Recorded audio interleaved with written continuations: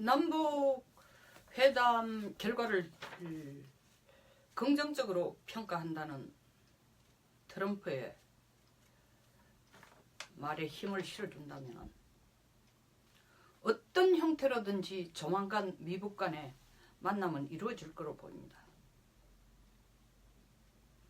그것이 뭐 4월달 남북 정상회담이 정상적으로 추진이 된다라고 하면 그 이전이 되든 뭐 그 후가 되든 어쨌든 확실한 것은 미국과 북한이 서로의 탐색을 위한 탐색전이 열릴 것 같습니다. 트럼프가 이 남북 합의 결과에 대해서 회담 결과에 대해서 긍정적으로 평가한다는 것은 그렇게 말하는 것은 몇 가지로 해석할 수 있습니다. 일종의 교착 상태에서 북한 문제가 교착 상태에 이르는 상황에서 한국이 어쨌든 그게 탐색전이든 뭐든 간에 말문을 열 수 있는, 그리고 북한 김정은을 만나 진심이 뭔지 알아볼 수 있는 일단은 출구는 열어줬다. 혹은 최소한 출구를 열 수 있는 명분은 만들어줬다라는 차원에서 긍정적인 평가라고 생각합니다. 라고 평가를 하고 있습니다. 둘째로는 김정은도 트럼프를 너무나 잘 알고 트럼프도 김정은을 너무나 잘 알듯이 그 사람을 잘 안다는 건 속내를 너무나 잘 알듯이 트럼프로서는 지금 국내 정치에서 굉장히 코너에 몰려 있는 상황입니다. 뭐 우리한테는 관세를 때리고 관세 덤핑을 때리고 뭐 중국에 대해서 경제 전쟁을 하겠다느니 이 국방비를 어마어마하게 키워서 세계 최고의 지금 군사력 국가의 위치를 그대로 유지하겠다느니 미국의 국익을 위해서는 한 발자국도 물러서지 않겠다느니 뭐 멕시코 쪽으로 방벽을 세우겠다느니 등등 나오지만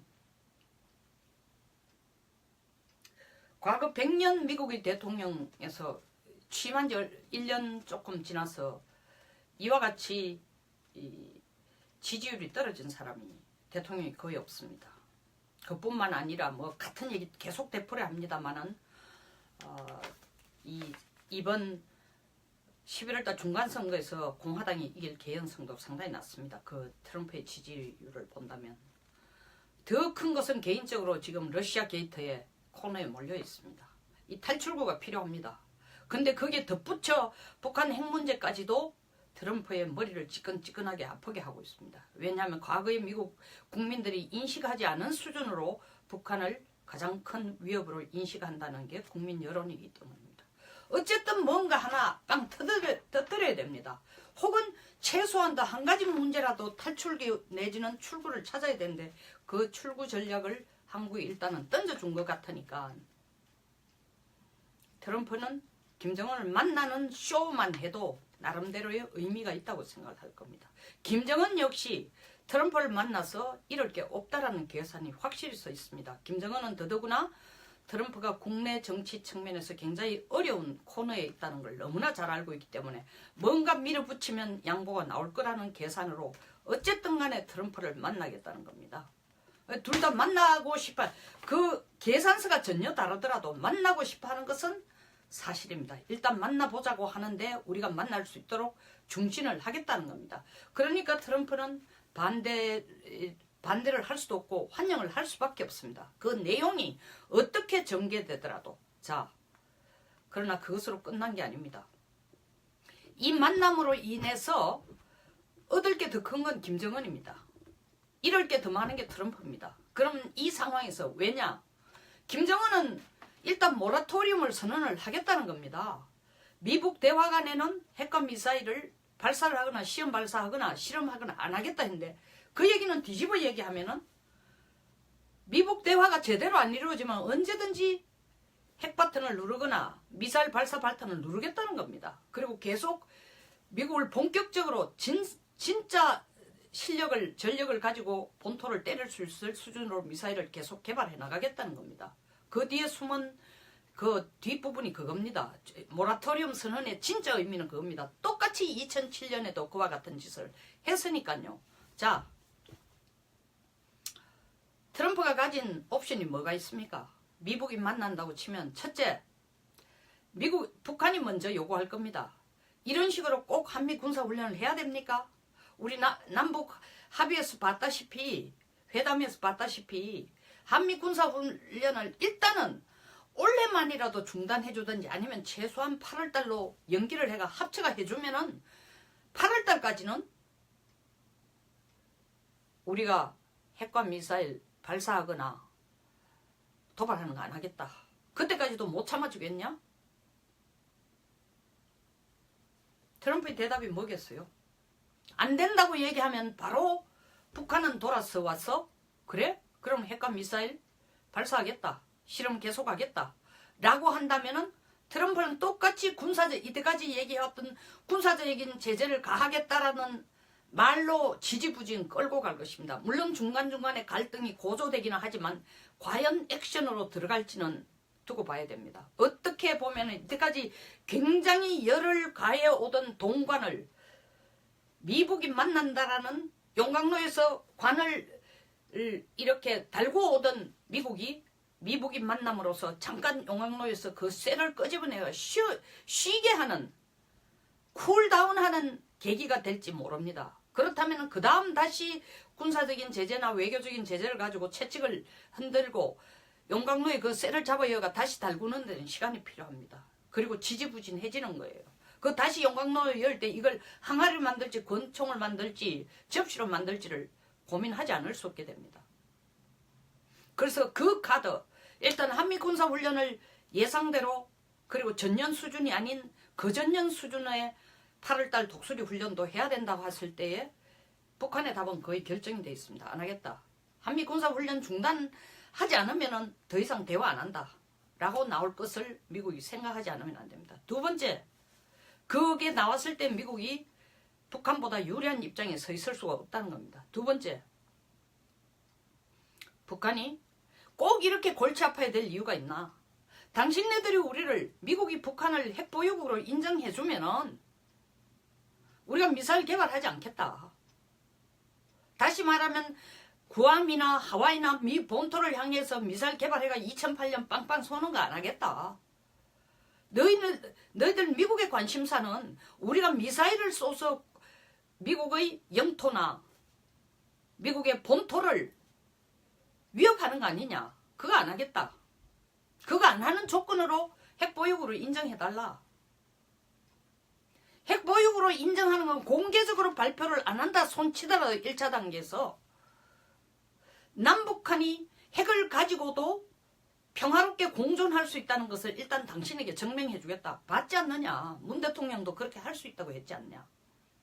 뉴클리어 피스.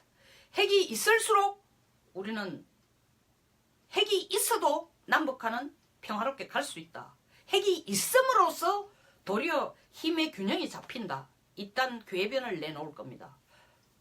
트럼프가 뭐라고 얘기합니다. 그건 안 된다. 그래, 김정은 얘기는 주한미군이 여기 앉았고 사드를 여기 배치해놓고 당신네들이 해구산을 펴는데 우리는 뭐냐? 이 불안한 상황에서 말로만 당신이 우리 체제를 북한 체제를 보장해준다 한데 북한 체제를 보장해줄 수 있는 방법은 뭐냐? 보장해줄 수 있는 첫 번째 방법이 사드 빼라. 주한미군 철수해라. 그럼 우리도 좀 안심하겠다. 그리고 이 군사훈련하면서 전략자산이나 핵무기나 핵항모나 핵잠수함 가지고 들어오지 마라. 불안하고 불편하다. 그거 안 해주면 우리 너 말 믿겠다. 그러니까 최소한 북한을 핵보유국으로 인정해 주거나 공개적으로 국제사회에 그걸 발표하지 않는다면 묵시적으로 그걸 해주는 전제하에 그것을 인정한다는 하나의 공표로 이번 훈련을 중단하거나 8월로 미루거나 축소하거나 추가적으로 사드를 배치 안 하거나 이 사드를 빼나가거나 점진적으로 주한미군 규모를 줄여나가거나. 트럼프 답이 뭐겠어요? 저는 이 문제에 트럼프가 고민을 할 것이라고 봅니다. 정말이에요. 왜? 핵을 가지고 북한이 미국을 공격할 가능성은 거의 없습니다. 미사일이 있기 때문에 북한 뻘짓하는 핵이 신경이 쓰이는 거죠. 미 본토까지 하와이까지 구암까지 날아올 수 있는 그 정도의 사정거리 4,500km 이상의 확실한 날아는 것뿐만 아니라 대기권으로 들어와서 미 본토나 미 영토 내를 때릴 수 있는 미사일이 없으면 미국이 볼 때는 북한 핵은 장난감 초에다가 실제로 초가 아닌 심지 없는 초에다가 불을 붙이는 거랑 같이 보입니다. 핵이라는 게 큰 의미가 없다는 거죠.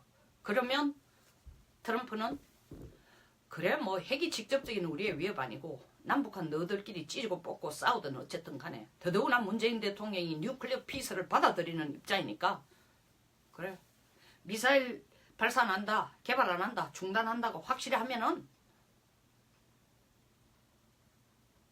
그 다음 그 부분에 대해서는 미국이 고민해 보겠다. 협력할 수 있는 방안을 한번 찾아보겠다. 자, 1차전 첫 번째 이슈에도 김정은이 우위입니다.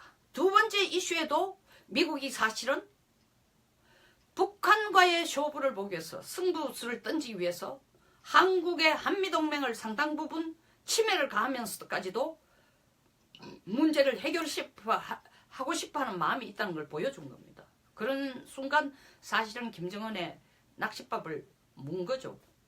자, 앞에 두 번째까지도 다 김정은이 우위에서는 결투입니다. 대화이고. 세 번째, 2005년 9.19 공동성명 낼 때 너희들이 뭐라 했냐? 미국이 뭐라 했냐? 에? 우리한테 중유도 공급해준다. 전력도 그 전에 뭐 2만 킬로와트 준다. 200만 킬로와트 준다. 안 했잖느냐. 어? 그리고 너희들이 사실은 그때 비대위로 마카오에 있는 델타뱅크의 돈을 우리 아버지의 비자금을 묶었기 때문에 너희들이 그거 열자고 할 때에 사실은 우리는 거기에 협력을 했고 물론 비대위는 2005년 9월 19일 9.19 성명 바로 다음 날이었습니다만은 어쨌든 간에 우리 돈줄을 쪼으려고 하니까 우리도 진짜 열받아가지고 그 다음 해에 바로 너희들 독립기념일날 미사일 쏘고 석 달 있다가 한국에 핵실험한 거 아니야. 이렇게 사람이 살 구멍을 찾아줘야지. 숨통을 줘오면서 돈줄을 완전히 줘오면서 우리 보고 핵과 미사일 포기하라 하면 우리도 살아남아야 되니까 핵과 미사일 포기 뭐하는 거 아니냐. 돈줄 좀 열어주라. 옛날보다 더 어렵다. 2007년보다 더 어렵다. 2007년에는 사실은 우리가 핵 개발한다고 국민들 굶겨 죽여도 거기에 신경을 썼지만 김대중 노무현 대통령이 돈 갖다 줬다. 근데 지금은 전 세계가 나서가지고 우리 돈줄 막으려고 난리를 쳤는데 그 선봉자가 미국 아니냐. 더더구나 며칠 전에 해상 차단까지 했잖아. 북한 선박뿐만 아니라 북한과 거래하는 선박, 북한 은행과 거래하는 무역회사, 북한과 거래하는 해운회사 다 꼼짝도 못하도록 목줄 좋았잖아. 그리고 공해상에서도 사실은 우리 물건 가져오는 건 못하도록 선적으로 가져오는 걸 배로 가져오는 걸 공해상에서 그걸 환적 못하도록 미국이 목줄 좋았잖아. 그것도 한의한 차가 조만간에 너희들 그걸 유엔에 가져가가 전체 의견을 또 붙이려고 하는 거 아니냐. 협동을 끌어내려 하는 거 아니냐. 전 세계 국가들에. 이러고 나서 우리가 뭘 할 수 있냐. 숨통 좀 터주라. 숨통 터줄 수 있는 방법은 해상차단을 일단 완화를 해주든지 해상차단의 기한을 우리가 남북 대화하는 미북 대화가 이루어지는 동안은 해상차단을 안 하든지 어떻게 할 거냐. 그것 역시 트럼프가 지는 게임이에요. 물론 트럼프가 얘기할 수 있습니다. 해상차단 발표했으니까 절대 안 된다. 있을 수 없는 일이다. 우리는 말 그대로 간다. 다시 원론으로 들어옵니다. 김정은의 답은 그래? 그렇다면 좋다. 우리가 기꺼이 핵과 미사일을 대화하는 동안 중단하려고 했는데 협조 안 한다면 할 수 없지. 그리고 그 다음을 또 김정은이 네 번째 제안할 게 이겁니다. 나는 진짜 비핵화를 원하는 사람이야. 우리 할아버지 때부터 비핵화를 얘기했어. 조선반도의 비핵화를 얘기했단 말이야. 한반도 전체가 평화로우려면 남쪽과 북쪽 다 핵이 없어야 돼. 근데 남쪽 핵이 먼저 있었어. 그러다가 91년 아버지 부시 때 그걸 철수시켰지만, 에? 그 후에 또 한 짓이 뭐냐? 해군산을 또 갖다가 우리를 막으려고 그러고, 우리를 위협을 하려고 하고, 요새 최근에 들어가는 중국까지 길길이 날뛰는 사드까지 여기 가져왔으니, 우리가 불안하겠나 안 하겠나? 진짜 북한에게 비핵화를 요구하려거든. 난 너희들 전력자산, 핵무기 실은 전력자산 가오지 마라. 한반도에. 그런 전략자산 가지고 한미 군사훈련 한반도에서 하지 마라. 사드도 철수해라. 점진적으로 주한미군 철수하는 단계별 안을 내놔라. 그럼 우리도 안심하겠다. 우리가 뭐 괜히 미국을 공격하려고 하나 협박하려고 하나? 아니다. 힘 딸리니까 그런 거 아니야. 우리도 살아야 될 거 아니야. 자, 여기까지 했으면 트럼프 아저씨 알아듣겠죠? 에? 내가 볼 때 당신은 노망한 할아버지라 했는데 내가 이 자리에서는 좋은 말로 표현 안 하지만 내 머리를 못 따라올 거요. 당신은 날 보고 철딱선이 없는 그러면서 아주 사악하고 영악한 킷 어린애라 그랬는데 나 어린애 아닌 거 확실히 보여주겠어. 이 4가지 옵션 다 내놨는데 이 중에 하나라도 제대로 선택하시오. 그게 우리가 대화할 수 있는 시발점이요. 우리가 이렇게 평화적인 제안을 하고 노력을 하는데도 미국이 이걸 다 걷어차고 다 듣기 싫다. 어느 것도 우리에게 만족스러운 비핵화가 아니니까 우리는 총들이 되겠다. 미사일 발사하겠다. 핵폭탄 떨어뜨리겠다. 너희들에게 북한에게 하겠다 하면은 국제사회가 미국 보고 뭐라 하겠어요. 평화를 수호하는 국가가 아니라 전쟁에 환장한 국가라 할 거 아니에요? 모범을 좀 보이시오.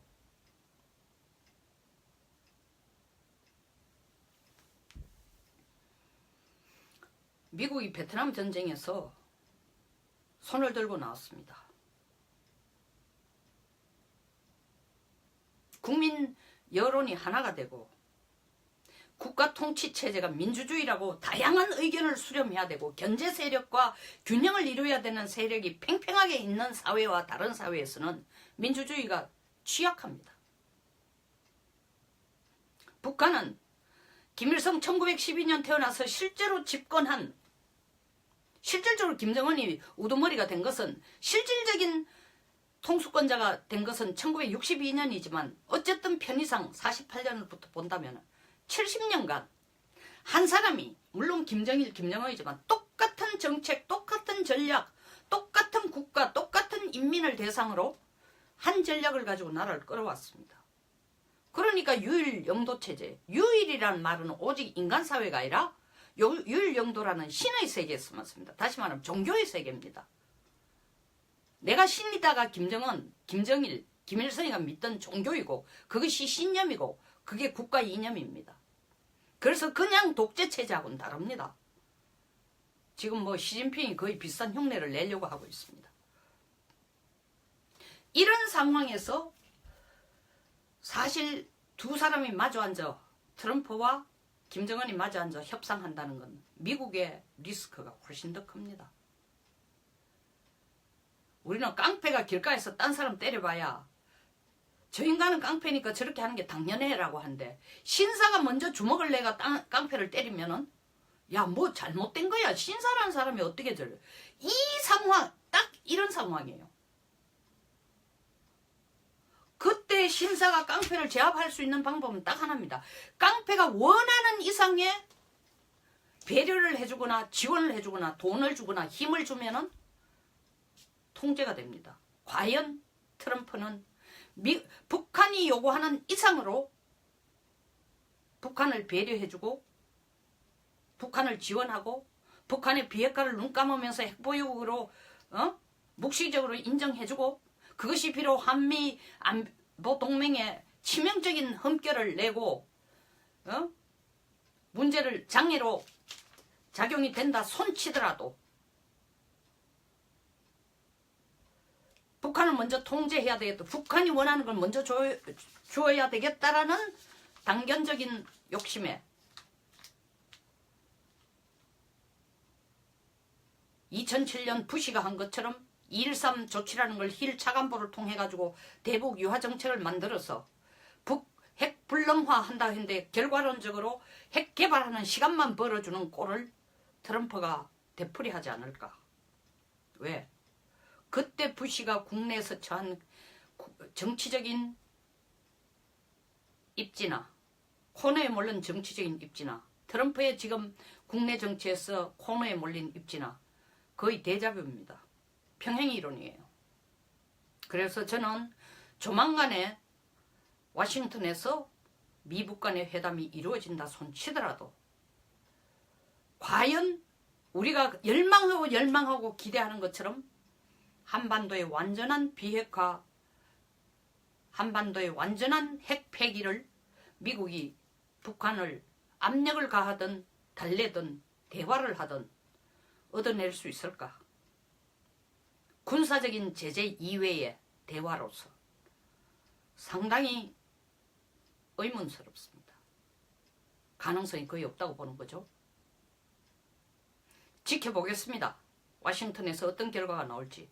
그러나 지금의 셈법으로 보면은 트럼프가 이기는 게임이 되기가 어렵다는 겁니다. 트럼프의 대응을 지켜봐야겠습니다. 우리를 위한 건지 북한의 덕대를 얻도록 해주는 건지 미국만 살아남기 위한 방안을 택할 것인지. 감사합니다. 여기서 마치겠습니다. 제 영상에 공감하시면 혹은 도움이 되셨다면 좋아요와 구독 버튼을 부탁드리겠습니다. 좋은 하루 되십시오.